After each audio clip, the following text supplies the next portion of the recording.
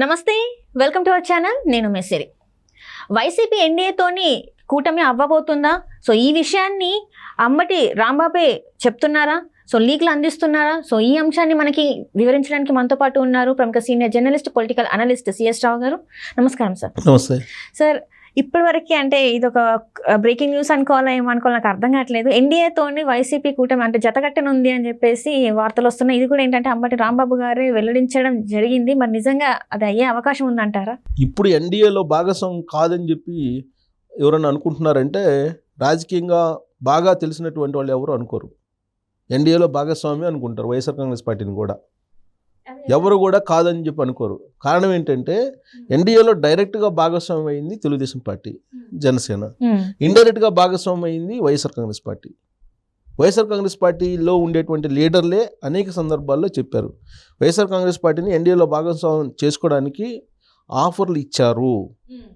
కానీ రాష్ట్రంలో ఉండేటువంటి పరిస్థితుల దృష్ట్యా, వైఎస్ఆర్ కాంగ్రెస్ పార్టీకి ఉన్నటువంటి ఓట్ బ్యాంకు దృష్ట్యా మేము ఎన్డీఏలో భాగస్వామ్యం కాలేకపోయాము డైరెక్ట్గా, బట్ ఇండైరెక్ట్గా మాకు సంబంధాలు ఉన్నాయి అనేటువంటి విషయాన్ని విజయసాయిరెడ్డి అనేక సందర్భాల్లో చెప్పాడు.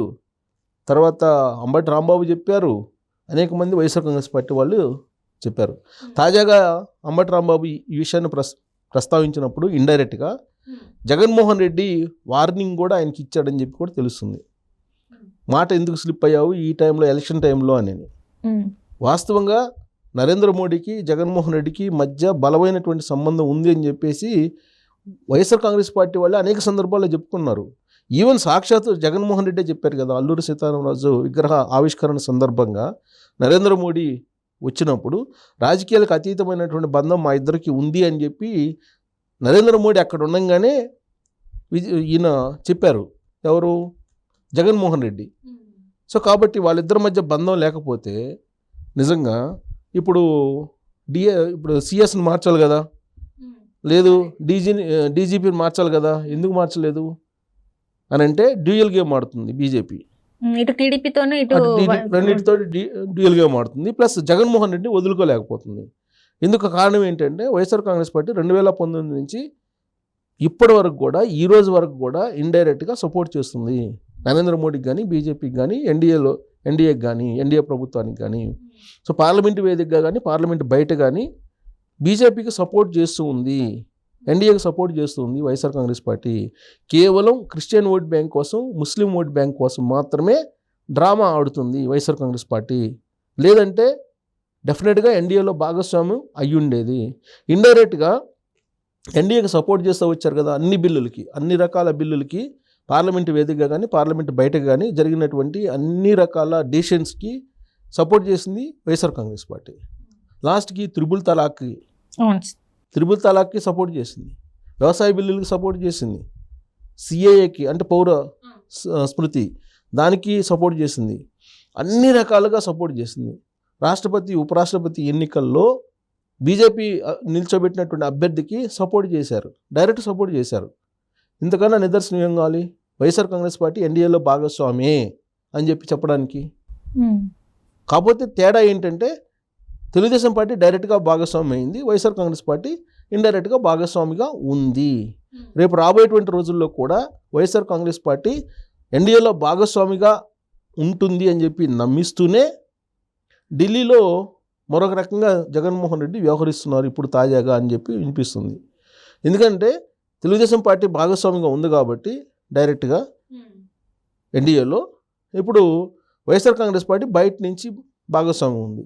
ఒకవేళ అవసరమైతే రాబోయేటువంటి రోజుల్లో నరేంద్ర మోడీ ప్రధానమంత్రి కాకుండా ఒకవేళ వేరే వాళ్ళు ప్రధానమంత్రి అభ్యర్థిగా వస్తే బీజేపీలో, అప్పుడు ఆల్టర్నేటివ్ కూడా తయారు చేసుకుంటున్నాడు జగన్మోహన్ రెడ్డి అనేది ఇప్పుడు వైఎస్ఆర్ కాంగ్రెస్ పార్టీలో నడుస్తున్నటువంటి చర్చ. ఏంటంటే కాంగ్రెస్ పార్టీతో కూడా టచ్లో ఉన్నాడు జగన్మోహన్ రెడ్డి అనేది.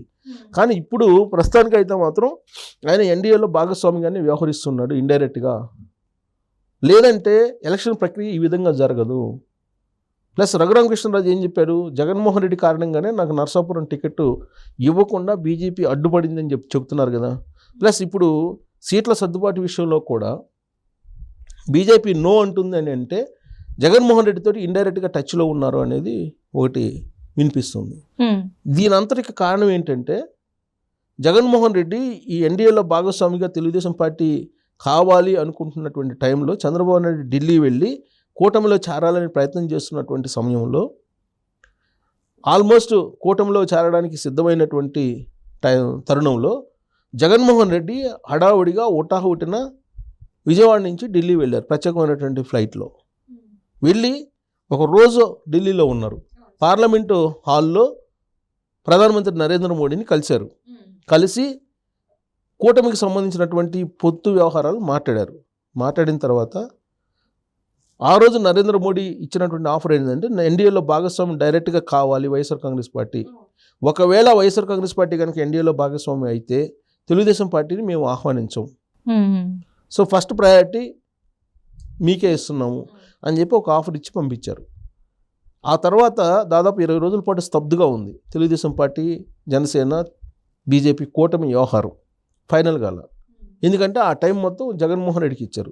జగన్మోహన్ రెడ్డి నో అని చెప్పిన తర్వాత జగన్మోహన్ రెడ్డి నాకు రాష్ట్రంలో ఉన్నటువంటి పరిస్థితులు వేరే ఉన్నాయి, నేను మీతోటి డైరెక్ట్గా కలిసి రాలేను, కలిసి పనిచేయలేను, ఇక్కడ ఉండేటువంటి ముస్లిం vote bank, Christian vote bank నాది ఓట్ బ్యాంకు, ఆ ఓట్ బ్యాంక్ కాస్త మిస్ అవుతాను నేను, కాబట్టి నేను మీతోటి కలిసి నడవలేను. కానీ 2019 నుంచి ఇప్పటివరకు అయితే ఎలా ఉన్నానో ఇక రాబోయేటువంటి రోజుల్లో కూడా అదేవిధంగా మీకు వినయ విధేయతలతోటి ఉంటాను అని చెప్పి ఒక ప్రామిస్ చేసి వాళ్ళకి వచ్చారు అనేది తెలుస్తుంది. అంటే దీన్ని బట్టి ఇప్పుడు ఎన్డీఏలో భాగస్వామ్యం అయినట్ట కదా వైఎస్ఆర్ కాంగ్రెస్ పార్టీ?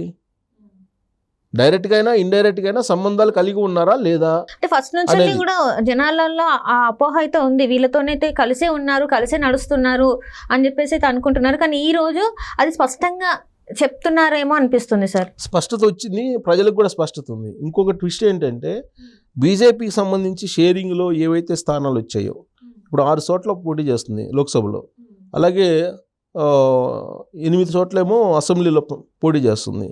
ఈ పోటీ చేస్తున్నటువంటి ఈ స్థానాల్లో బలహీనమైనటువంటి అభ్యర్థులు వైఎస్ఆర్ కాంగ్రెస్ పార్టీ పెట్టింది అనేది కూడా ఇంకోటి వినిపిస్తుంది. ఇప్పుడు ఈ లోక్సభ స్థానాల్లో కానీ అసెంబ్లీ స్థానాల్లో కానీ బీజేపీ వాళ్ళని గెలిపించేటువంటి బాధ్యత కూడా ఇండైరెక్ట్గా జగన్మోహన్ రెడ్డి తీసుకున్నారు అనేది కూడా ఇప్పుడు లేటెస్ట్గా తెలుస్తుంది.